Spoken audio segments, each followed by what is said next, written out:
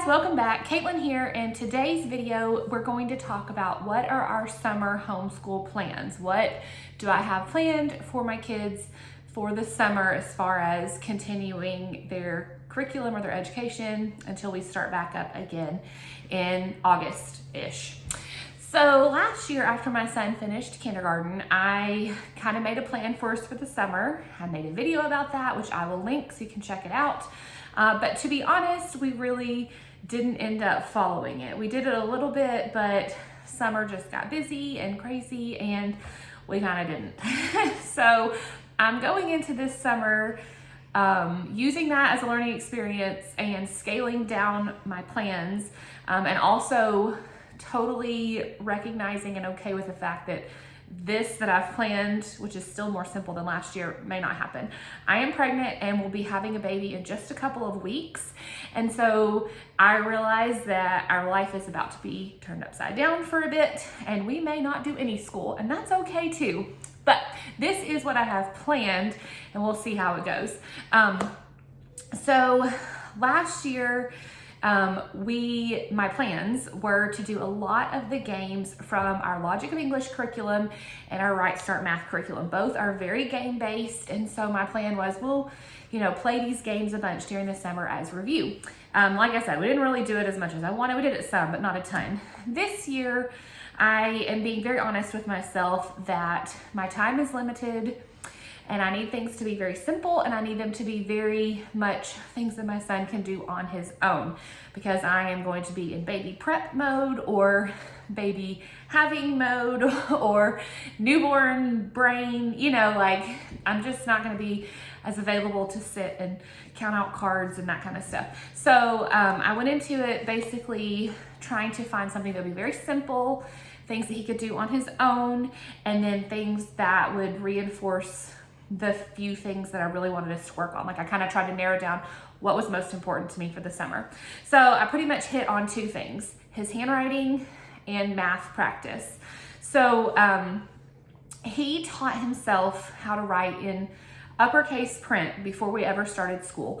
And so even though he has learned cursive, both uppercase and lowercase, through Logic of English over the last 2 years, that's not his default. He still defaults to print uppercase letters whenever he's writing for fun, just writing on his own. So we took a couple of weeks back towards the end of this school year, and we did learn all of the lowercase print letters so he can at least be printing properly, upper and lowercase. But again, that's not his default. So one of the things I want to work on this summer is for him to just practice writing his cursive and in his print, both uppercase and lowercase. So what I did, and y'all, this is not fancy at all, not at all, it's very simple, was I made a little handwriting booklet for him. Literally just, it's stapled down the side. I put a piece of washi tape on the edge to make it, to cover up the staples so they didn't get pokey. You could totally spiral bound this. I was going to put it in a 3-ring binder, but he doesn't actually like 3-ring binders. He wants to take the papers out to write, which then, he's opening them and stuff's falling out and whatever. So I thought, this is just easier. But anyway, what I did, Logic of English has these free printouts of the Logic of English lines, and you can pick how big or how small. So I went with kind of a medium size, and I printed off 15 or so pages, and then stapled them together and made his little booklet of his little papers to write on. And then what I did was I sat down and I made up a bunch of copy work prompts for him, I guess. I want him to practice his writing just a little bit every day, but I also want it to be fun and I don't want to bore him to tears. So I tried to pick things that would be interesting to him, that would be fun, and that would be a variety. So it just looks like this. I've got sticky notes over some personal information, but I just made little check marks, and there's about 55 of these in a little packet. And he'll just do he'll pick one of them a day. He'll write it in cursive and he'll write it in print, in his little workbook thing. But it's stuff like a fact from your 5,000 facts book. That's this book that he loves. the ingredients of butter. Just go to the fridge, pull the butter out, write down the ingredients. The title of a book you like. I put some memory verses in there, our address, the full names of everyone in our family, months of the year, days of the week, what are, we're doing the Old Testament and New Testament books, a joke from one of your joke books, today's date. So just like a wide variety of things that are relevant to his life, things that he will enjoy or things that he will recognize, so that he has something to write down every day, but it's not hopefully boring to him. And he's already done a couple of these because we started this a week or so ago, and he has enjoyed them. So he just every day, writes, like on this day, he did the days of the week in print and in cursive, and then he wrote a fact from his 5,000 Facts book in cursive here and in print here. So really, really simple. He'll just have these two little things, and he'll be able to, on his own, do the next little thing on the list, check it off, move on. And then the other thing was math. I just wanted to continue strengthening math skills and working on that through the summer. And like I said, we do Right Start Math, which is very manipulative, hands-on, game-based, and I love that.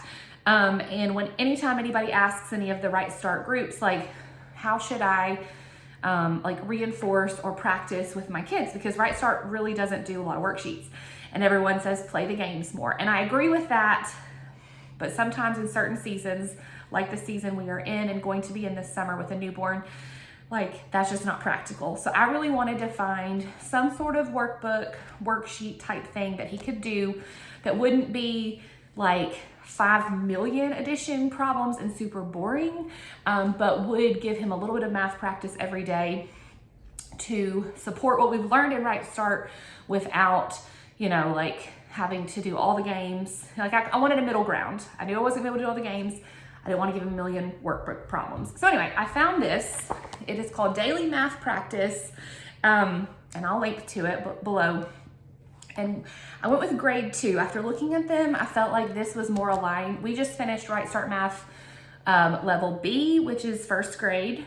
But I didn't go with the grade 1. I felt like the grade 2 was kind of the better choice as far as what goes with Right Start Math level B. But anyway, what this is it's just, you have 5 math problems for each day. So it's like week 2, day 1, week 2, day 2. And there's 5 math problems, very quick, lots of word problems. The 5th day of each week is kind of a little bit more involved and has maybe a graph or something. We have not started this yet. We'll start this soon, but I will just give this to him, and I'll probably have him maybe do a full page every day. So actually 10 problems, because they're very quick and easy, and he loves math, so he's gonna enjoy that. But I'll just say, okay, do 1 of your checklist thingies in your handwriting book and do 1 page from your math book. And he will know that that's kind of his plan for the summer. And so I haven't decided exactly if I'll have him do it right after breakfast, or my older kids do a quiet time during my younger kids' nap time. So I don't know if I'll have him do it during quiet time, but we'll kind of have a set time every day to help him remember to do his little things. And then that's it. We will read a ton. We already do.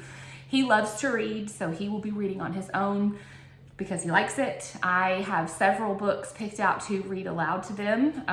Again, newborn life, that might not happen, but I also felt like as I'm sitting and nursing and holding the baby a lot, that would be a good time for me to read to the kids. So hopefully we'll get to read a bunch this summer, and we'll do those things, that aren't scheduled and structured. As far as scheduled, structured practice stuff throughout the summer, it's just this. We've got our math practice and our little handwriting.